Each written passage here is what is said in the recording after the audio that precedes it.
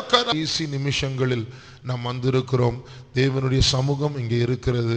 இந்த கடைசி நிமிஷங்களில் எத்தனையோ காரியங்களுக்காக ஜெபிக்க போகிறோம். எதிர்காலத்தை முன்வைத்து நாம் ஜெபிக்க போகிறோம். ஆண்டவர் இந்த ஜெபத்தை நடத்த அவர் வந்திருக்கிறார். அவரோடு ஒத்துழைத்து ஜெபிக்க கர்த்தர் நமக்கு பலன் தர வேண்டும். அதற்காக ஸ்தோத்திரிப்போம். காரணமா ஜெபிக்கலாம், சத்தமா ஜெபிக்கலாம், இருதயத்தின் ஆழத்திலிருந்து ஜெபிக்கலாம், முழு பலத்தோடு ஜெபிக்கலாம். ஆகையால் இந்த நேரத்தில் நம்முடைய எல்லா வல்லமைகளையும் திறமைகளையும் ஊற்றுகளையும் திரட்டி கொண்டு ஜெபிக்க கர்த்தர் நம்மை இந்த நேரத்தில் பலப்படுத்த வேண்டும். அதற்காக ஸ்தோத்திரிப்போம். ஸ்தோத்ராம் ஸ்தோத்ராம் ஸ்தோத்ராம் ஸ்தோத்ராம் ஸ்தோத்ராம் ஸ்தோத்ராம் ஸ்தோத்ராம் ஸ்தோத்ராம் ஸ்தோத்ராம் ஸ்தோத்ராம் ஸ்தோத்ராம் ஸ்தோத்ராம் ஸ்தோத்ராம் ஸ்தோத்ராம் ஸ்தோத்ராம் ஸ்தோத்ராம் ஸ்தோத்ராம் ஸ்தோத்ராம். Thank you, Lord. We thank you, Jesus. We praise you. ஸ்தோத்ராம் ஸ்தோத்ராம் ஸ்தோத்ராம் ஸ்தோத்ராம் ஸ்தோத்ராம் ஸ்தோத்ராம் ஸ்தோத்ராம். லூக்கா 13ஆம் அதிகாரம் 24ஆம் வசனம். லூக்காவின் சுவிசேஷம் 13:24. அப்பொழுது ஒருவன் அவரை நோக்கி, ஆண்டவரே, ரட்சிக்கப்படுகிறவர்கள் சில பேர் தானோ என்று கேட்டான். அது இல்ல, 13:24 தானா? லூக்கா 13:24. இடுக்கமான வாசல் வழியாய் உட்பிரவேசிக்க பிரயாசப்படுங்கள். அநேகர் உட்பிரவேசிக்க வகை தேடினாலும் அவர்களாலே கூடாமற் போகும் என்று உங்களுக்கு சொல்லுகிறேன். அப்போ பிரயாசப்படுங்கள், ஸ்ட்ரைவ், அந்த வார்த்தைக்கு கிரேக்க பாஷையில ஆகோனிசமாய் அப்படின்னு சொல்லி ஒரு வார்த்தை, ஆகோனிசமாய். அந்த வார்த்தையில தான் ஆங்கில வார்த்தை ஆகிய ஆகனி, வியாகுலம் வருகிறது.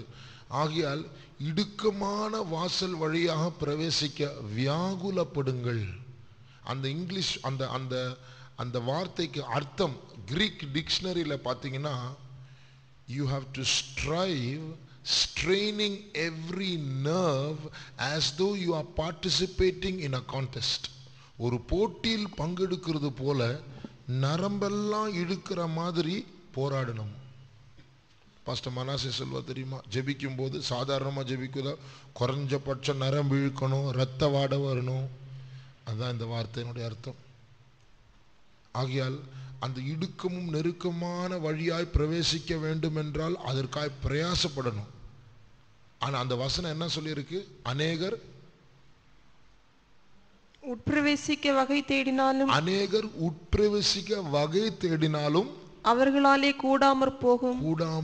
அப்போ அதாவது சிலருக்கு உள்ள போன மனசு இல்லை, அவங்களுக்கு விசாலமான பாதம் தான் வேணும். அவங்களுக்கு சினிமா வேணும், அவங்களுக்கு உலகம் வேணும், அவங்களுக்கு உலக பிரகாரமான நட்பு வேணும். அது அந்த கூட்டத்தாரை பற்றி சொல்லல, இது ஸ்பிரிச்சுவல் குரூப். அவங்க விரும்புறாங்க.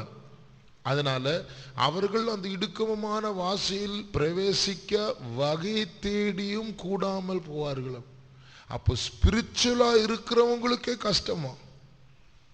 அதனால நீங்க வியாகுலப்பட்டு ஜெபிங்கள், நரம்பெல்லாம் இழுக்கத்தக்கதா ஜெபிங்கள், முழு பலத்தோடு ஜெபிங்கள், உங்களுடைய ஜீவனை இதற்காக ஊற்றுங்கள். அந்த வசனம் சொல்லுகிறது, இயேசு சொன்ன வார்த்தை. ஆகையால் இந்த வசனத்தின் அடிப்படையில் இந்த ராத்திரி நேரத்தில் கர்த்தருடைய சமூகத்தில் ஜீவனை ஊற்றி ஜெபிக்க ஆவியானவர் நம்முடைய பலவீனமான சரீரங்களை உயிர்ப்பிக்க வேண்டும். அதற்காக ஸ்தோத்திரிப்போம். ஸ்தோத்திரம் ஸ்தோத்திரம் ஸ்தோத்திரம் ஸ்தோத்திரம் ஸ்தோத்திரம் ஸ்தோத்திரம் ஸ்தோத்திரம் ஸ்தோத்திரம் ஸ்தோத்திரம் ஸ்தோத்திரம் ஸ்தோத்திரம் ஸ்தோத்திரம் ஸ்தோத்திரம் ஸ்தோத்திரம் ஸ்தோத்திரம். நமக்கு பல பலவீனங்கள் உண்டு. நாம் ஜெபிக்கும் போது சில நேரத்தில் நம்முடைய சிந்தை வேற எங்கேயோ போயிடும். நாம் ஜெபிக்கும் போது சில நேரத்தில் நமக்கு களைப்பு நம்மை மேற்கொள்ளும். ஆனால் நம்முடைய பலவீனங்களில் ஆவியானவர் நமக்கு உதவி செய்து வாக்கு கடங்காத பெருமூச்சுகளோடு ஜெபிக்க அவர் நமக்கு உதவி செய்ய வேண்டும். அதற்காக ஸ்தோத்திரிப்போம்.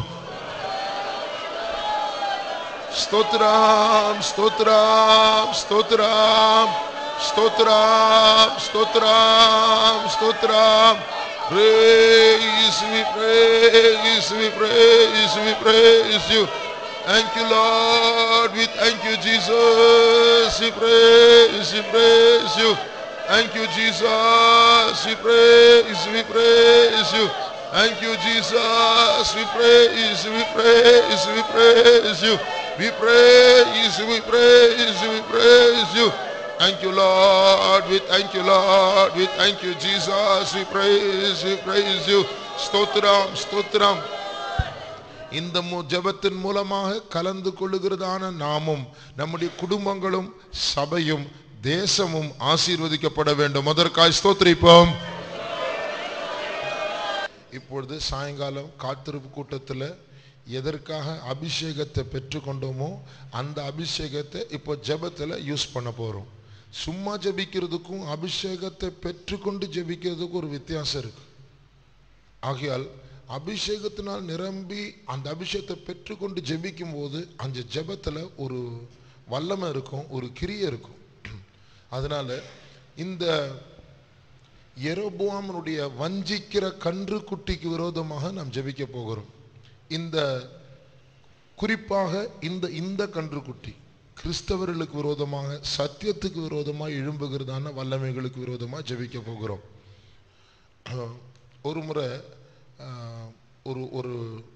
ஒரு மனுஷன் அடையாருக்கு வந்தார். பெயிண்டிங் வேலை செஞ்சிட்டு இருந்தார்.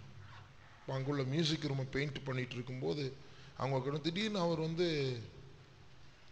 பேசினார். என்ன பேசினார்னா, நானும் ஊழியம்தான் செய்கிறேன், ஆண்டவர் எனக்கு புதிய வெளிப்பாடுகளை கொடுத்துருக்கிறாரு, சிபிஎம்ல இல்லாத வெளிப்பாடெல்லாம் எனக்கு கொடுத்துருக்கிறாரு அப்படின்னா. அப்போ ஐயோ அப்படின்னா என்ன வெளிப்பாடுன்னு யோசிச்சேன் நான்.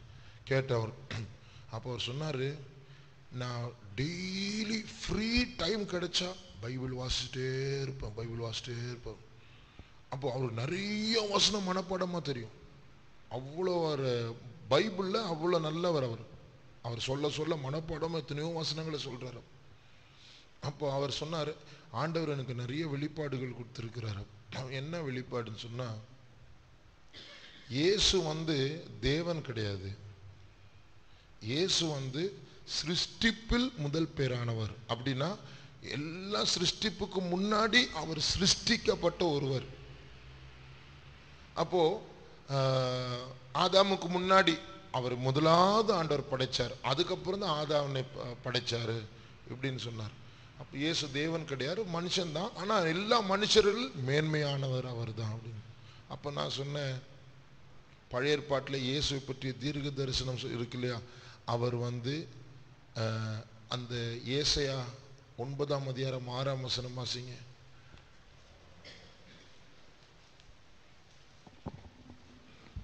நமக்கு ஒரு பாலகன் பிறந்தார், நமக்கு ஒரு குமாரன் கொடுக்கப்பட்டார், கர்த்தத்துவம் அவர் தோளின் மேல் இருக்கும், அவர் நாமம் அதிசயமானவர், ஆலோசனை கர்த்தா, வல்லமையுள்ள தேவன், நித்திய பிதா, சமாதான பிரபு என்னப்படும்.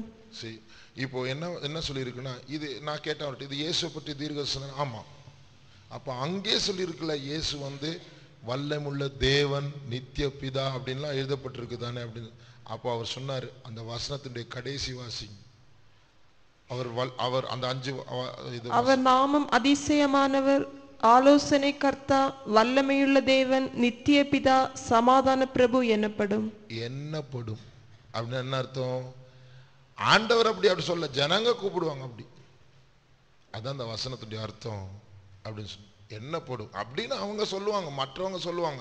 ஆனா அவர் அப்படி இல்லை அப்படின்னு வசனத்தை அப்படியே மாத்திட்டாரு அவர். இப்ப எப்படி சொல்றது? இப்படியே எந்த வசனத்தை சொன்னா ஏதாவது ஒண்ணு ஒரு வேற மீனிங் கொண்டு வந்தார். கடைசி ஒரு வசனம் சொன்ன, எபிரேயர் 1ஆம் அதிகாரம் 8ஆம் வசனம்.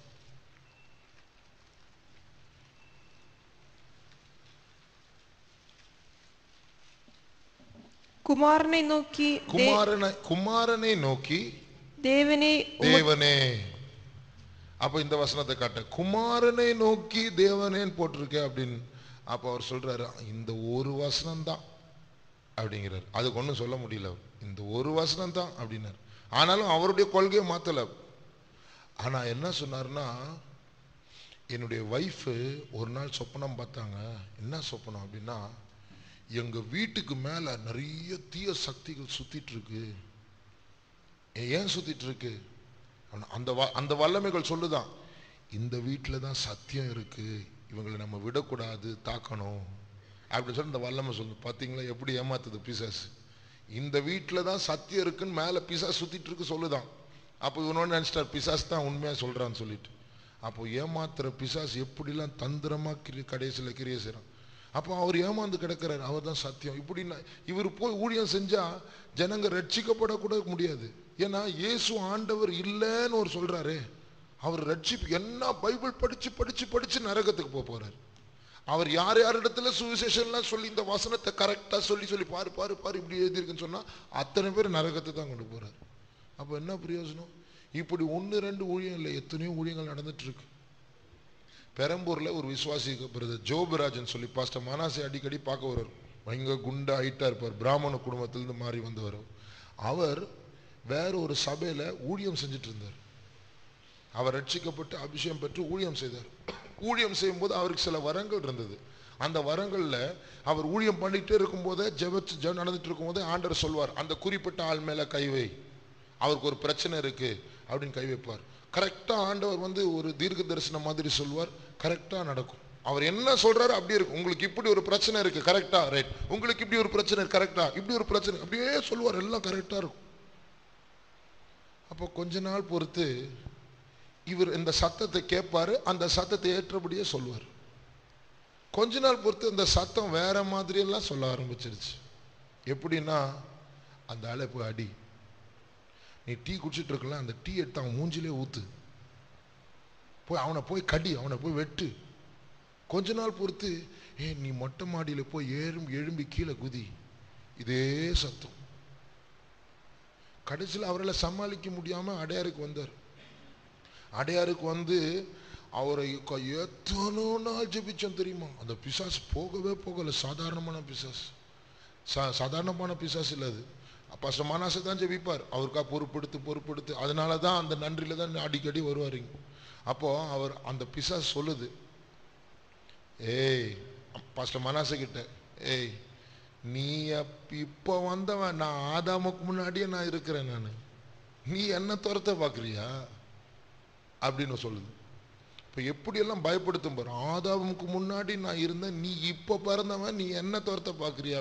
உடனே நம்ம சோறு வந்துடும், ஐயோ ஆதாமுக்கு முன்னாடி இருந்தவன்.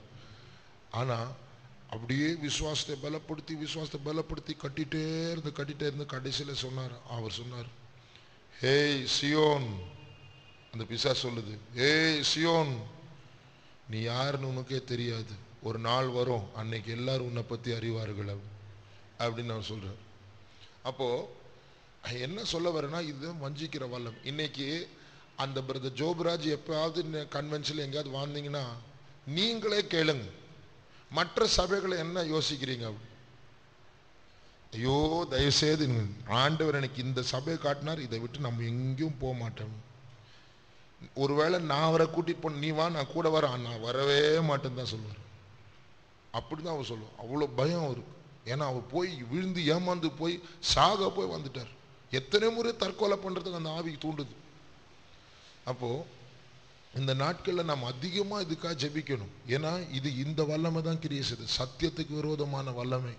ஜனங்கள் இயேசுடைய வருகைக்காக ஆயத்தப்படக்கூடாதபடிக்கு அற்புதங்களையும் அடையாளங்களையும் கண்டு ஏமாந்து போறாங்க. அப்போ விடுதலை கிடைச்சுன்னு ஒண்ணுமே இல்லை. இப்போ நான் இப்படி சொல்லிட்டா, பார் அந்த சிஸ்டர் பார், உங்களுக்கு இப்படி ஒரு பிரச்சனை, உங்களுக்கு இப்படி கரெக்டா இருந்துச்சுன்னா, பா பிரதர் எவ்வளோ ஒரு பரிசுத்தவான் அப்படிதான் சொல்லுவாங்க. ஆனா உண்மை என்னன்னா, பரிசுத்தத்துக்கும் இதுக்கு சம்பந்தமே கிடையாது, கிஃப்ட். எவனும் பெற்றுக்கொள்ளலாம் அது.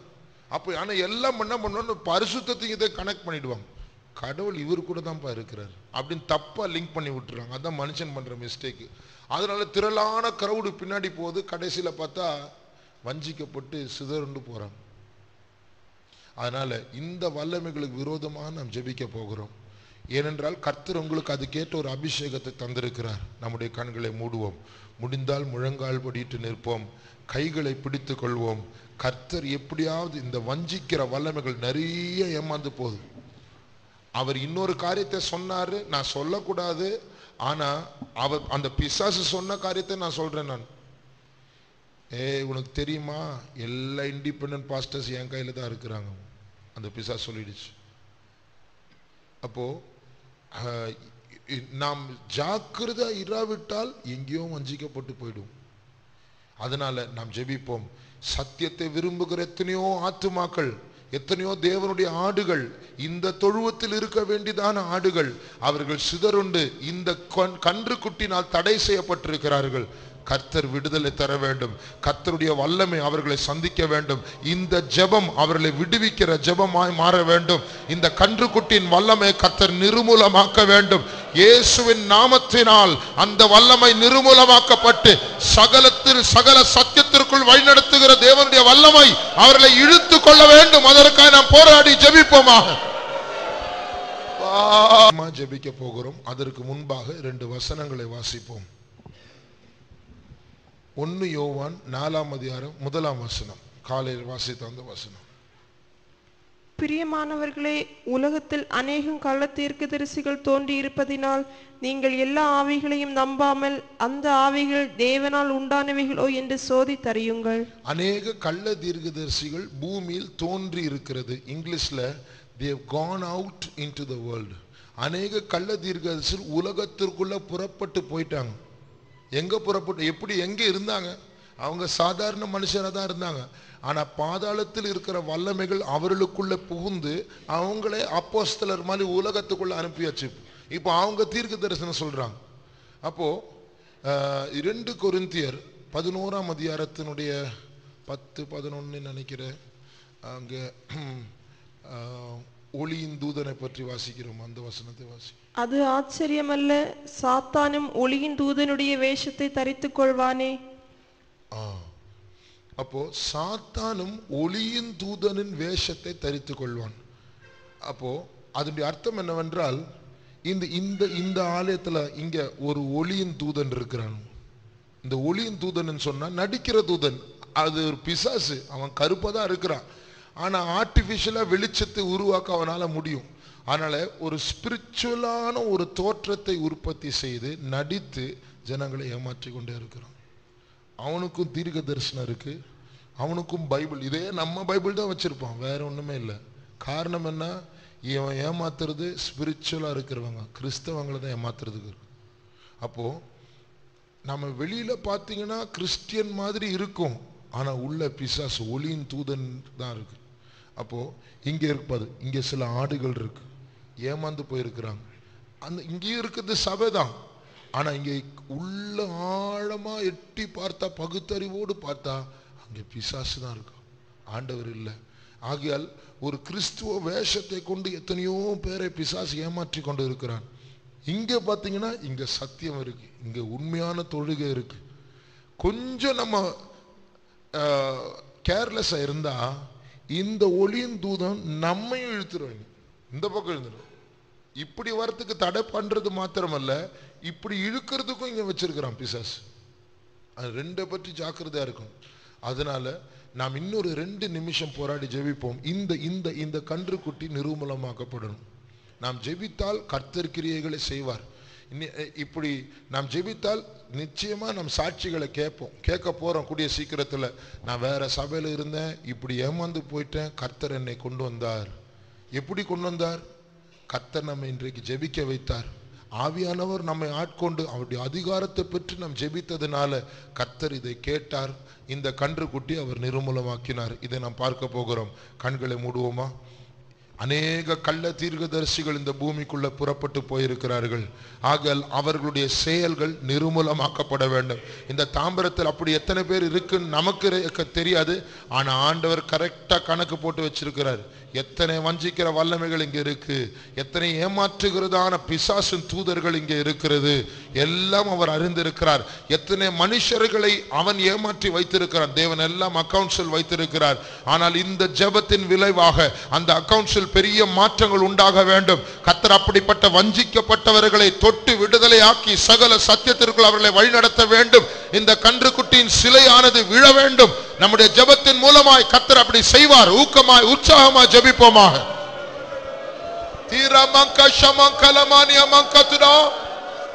நிச்சயத்தோடு ஸ்தோத்திரம் பண்ணுவோமாக. Thank you Jesus. We praise, we praise. சத்தியத்திலிருந்து யாரும் வஞ்சிக்கப்பட்டு அங்கே விழுந்து விடாதபடிக்கு கர்த்தர் நம் மத்தியில் இருக்கிற ஒவ்வொருவரையும் பாதுகாக்க வேண்டும். அதற்காக ஸ்தோத்திரிப்போம். ஸ்தோத்திரம், ஸ்தோத்திரம். பழைய ஏற்பாட்டில் ஒரு பிரமாணம் உண்டு. அடுத்த விஷயத்துக்காக ஜெபிக்க போறோம். பழைய ஏற்பாட்டில் ஒரு பிரமாணம் உண்டு. அப்பம், சமூக தப்பம் இருக்கு. அது பரிசுத்த ஸ்தலத்தில் இருக்கு.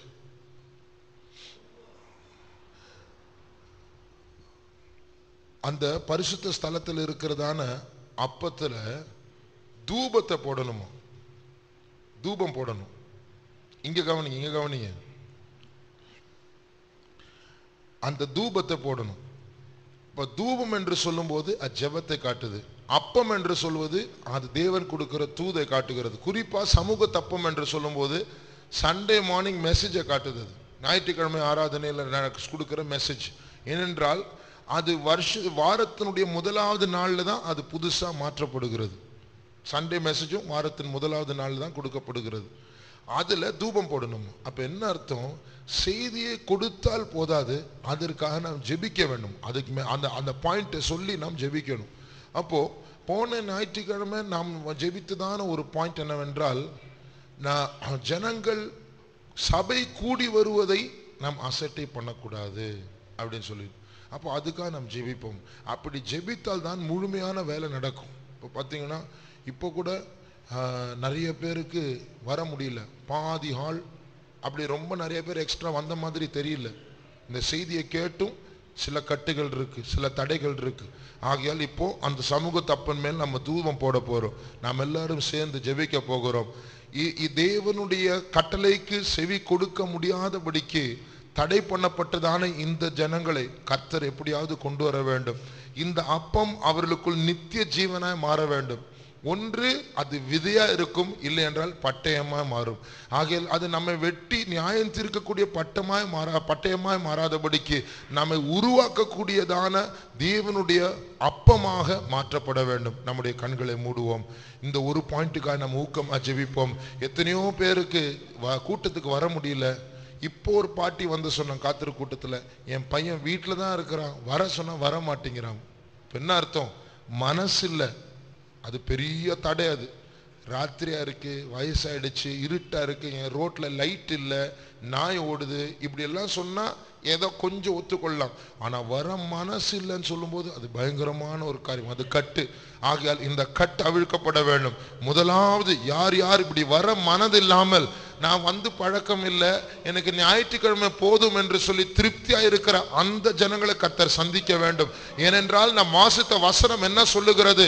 பழைய ஏற்பாட்டில் சபை கூடும்பொழுது வராதவர்களை கல்லெறிந்து சாவடித்தார்களாம். புதிய ஏற்பாட்டில் அதை விட மோசமான ஆக்கினை தீர்ப்பு கிடைக்குமாம். அந்த தண்டனைக்கு இவர்கள் உட்படாதபடிக்கு கர்த்தர் அவர்களை சந்தித்து இந்த வசனத்தின் அடிப்படையில் தேவ பயத்தோடு தேவ சமூகத்துக்கு வரும்படியாக கர்த்தர் அவருடைய கட்டுகளை உடைத்து வெளிப்பாடுகளை கொடுத்து அவர்களை கொண்டு வர வேண்டும். அதற்காக நாம் ஊக்கமாய் ஜெபம் பண்ணுவோமாக. ஷபானாய் அரும்தனாய லபகரப கத்ரா தீரமானாய குரபத்ராய். ஆண்டவரே, உம்முடைய கரத்தை நீட்டி உம்முடைய வசனத்தின் வல்லமையினால் ஆண்டவரே இந்த வசனத்தை நாங்கள் மையமாய் வைத்து ஜெபிக்கிறோம். அப்பா, இந்த தூபத்தை நாங்கள் இந்த அப்பத்தின் மேல் ஊற்றுகிறோம். தேவமே, தேவமே, நீர் உம்முடைய பிள்ளைகளுக்காய் இறங்கும்.